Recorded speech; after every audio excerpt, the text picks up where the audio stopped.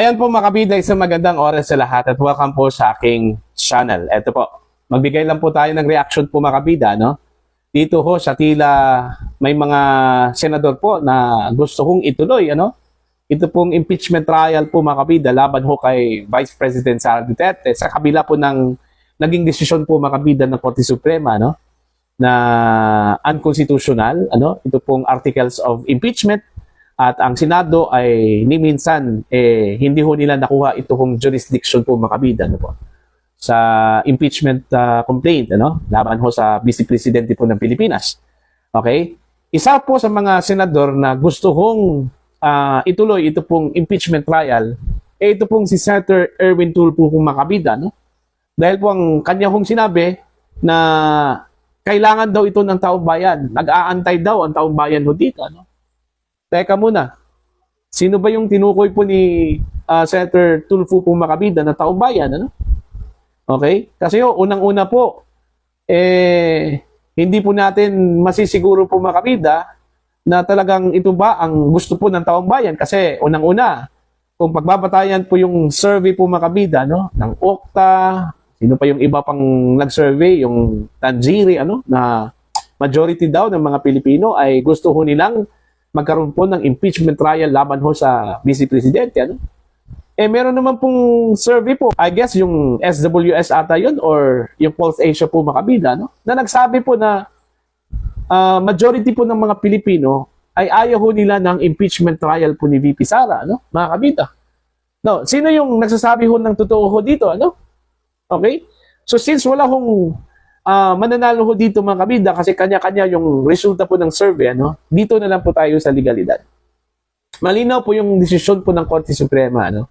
Na unconstitutional yung articles of impeachment laban ho dito kay Vice President Sara Duterte. Despite ho sa mga dissenting opinion po mga kabida ng ilang mga legal experts kuno, ano? Eto, babasahin ko lang po mga kabida, no? Ito pong balita mula sa News 5. Ang title po nila, Tuloy Natin. Okay? Ang nagsasalita ho dito mga kabida, ito pong si Senator Erwin Tulfo, no? Eto po. Nais ni Senator Erwin Tulfo na ituloy ang impeachment trial ni Vice President Sara Duterte sa Senado dahil hinihintay na rin ito ng publiko. Ayun. Even the spokesperson of the Vice President said, "We're ready. We will prove that the Vice President did not violate the Constitution," ayon sa Senador. Kasunod ito ng pagdeklara ng Korte Suprema sa impeachment complaint laban sa BC bilang unconstitutional. Inononsyo na ng Senado na sa August 6 na nila tatalakayin ang SC ruling sa impeachment ng BC. Ayun. Yun yung pahayag po mga kabida, no? Balita mula sa News 5 kung saan po ay gusto po ni Senator Erwin Tulfo po makabida na ituloy na itong impeachment trial po, ano, despite ho dito sa SC ruling, ano. Ito lang yung aking take po dito mga kabida. Kung sino yung mga hindi ho abogado po makabida, sila yung dakdak ng dakdak, ano. Okay? Kasi ho hindi po nila naintindihan po ang batas mga kabida. Yung mga abogado nga submissive nga itong si Senator Chis Escudero submissive na sa ruling po ng Korte Suprema po, ano, mga kabida. Diba? Kasi ho, naintindihan po ni Senator Chis yung ruling since he is an officer of the court, ano. Ito pong mga hindi abogado, sila yung mga nagdadakdak ho dito, ano, mga kabida. Okay, Risa Hontiveros, Kiko Pangilinan, Bam Aquino, ano. Alright? Senator Soto, even Senator Lacson, ano po. Sila yung kumbaga vocal masyado ho dito. Gusto ho nilang ituloy mga kabida ang impeachment trial, ano po, no? Kahit na po illegal, kahit na po unconstitutional. Kailangan po daw kasi hinihintay na raw ito mga kabida ng taong bayan, ng publiko, ano? Ito lang po sa akin, ano? Gusto ko lang pong ihalin tulad po ito mga kabida, ano? Sa kaso po ng wiretapping. Alright? Alam po natin ang wiretapping po ay isang batas at labag po yan sa batas kung wala hong consent po makabida mula sa involved person, ano, o involved party. Bawal hong i-wiretap ang isang tao kung wala hong consent mula sa kanya. Kahit na po sasabihin po natin, ano, na ito hong recording po makabida ay pwede hong mapanalo yung kaso at lilitaw ho ang katotohanan ho dito, ano? Okay?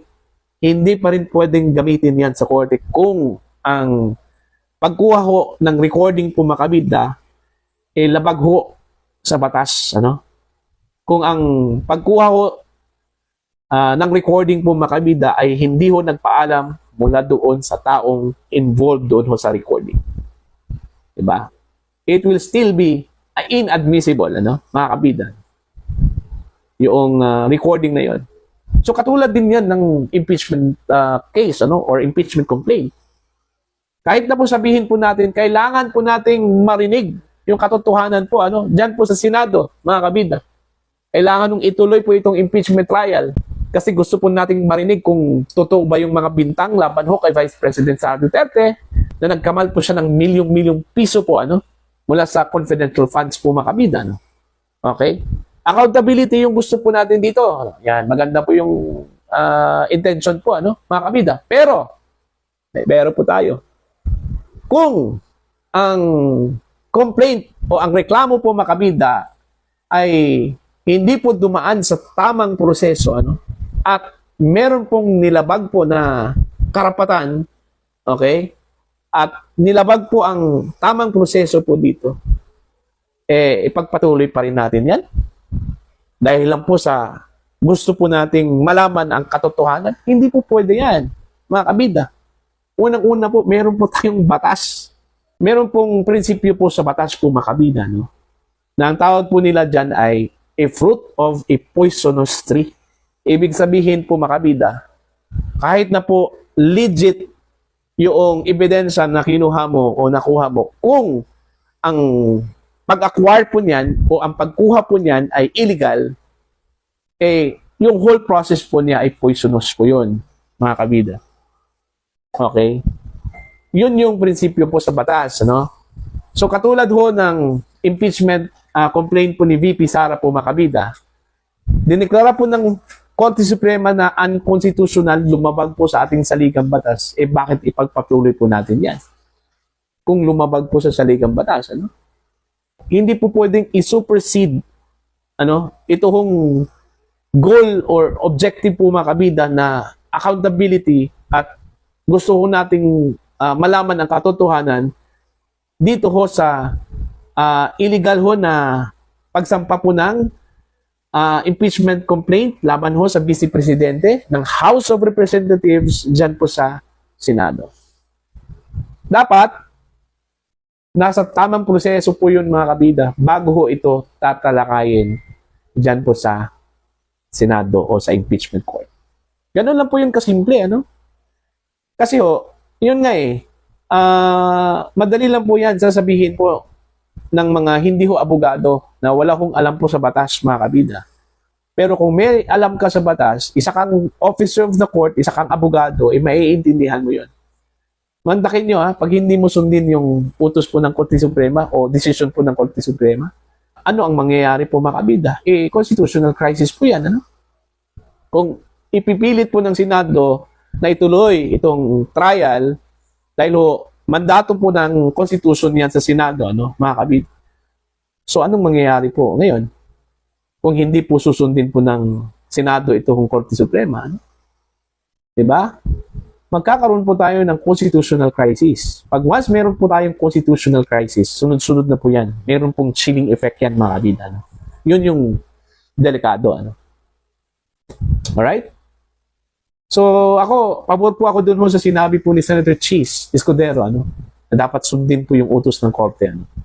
Kasi, unang-una po, trabaho po yan ng Korte Suprema na mag-interpret po ng batas, ano? Mga kabida. At yung desisyon ho ng Korte Suprema, they decided it within the bounds of the Constitution. Hindi po sila lumabas po sa saligang batas, ano? Mga kabida. Mantakin mo yung, brilliance po ng 15 maestrado po dyan. Diba? Yung wisdom po nila, yung brilliance po, mga kabida.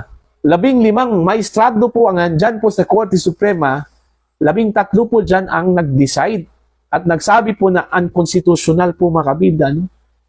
Okay? Makukonsiderang unanimous decision po yon. Okay lang sana kung meron pong nag-dissent po mga kabida, may kumontra po mga kabida, eh wala eh. Sila lahat po, ano? Maliban lang po dito sa dalawa na isa nag-leave, ang isa po ay nag-abstain. Oh.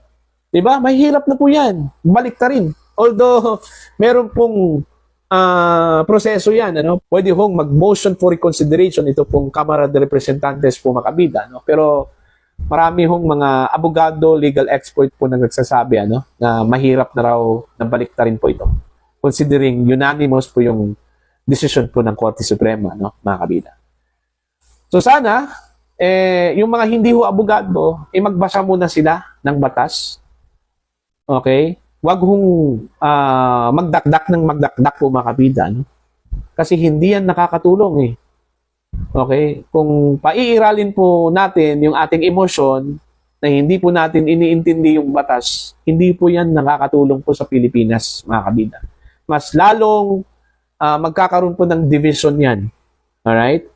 At mas lalong magkakaguluho tayo dyan, ano? Mga kabida. Since meron pong Korte Suprema, itinalaga po yan ng saligang batas para ho mag-interpret po ng batas, ano? Kung ano yung magiging desisyon po nila, mali man o tama, pilit po nating susundin yan, mga kabida.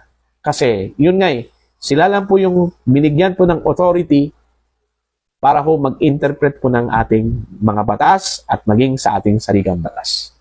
So yan lang po. Para po sa inyo, ano po ang inyong pananaw at opinion ho dito? Ano? Please comment down. Sa mga hindi pa po subscribers sa aking channel, please subscribe. Just click the subscribe button, click the notification bell, click all para updated po kayong mga kabida sa aking mga uploads. Maraming salamat po sa inyo lahat.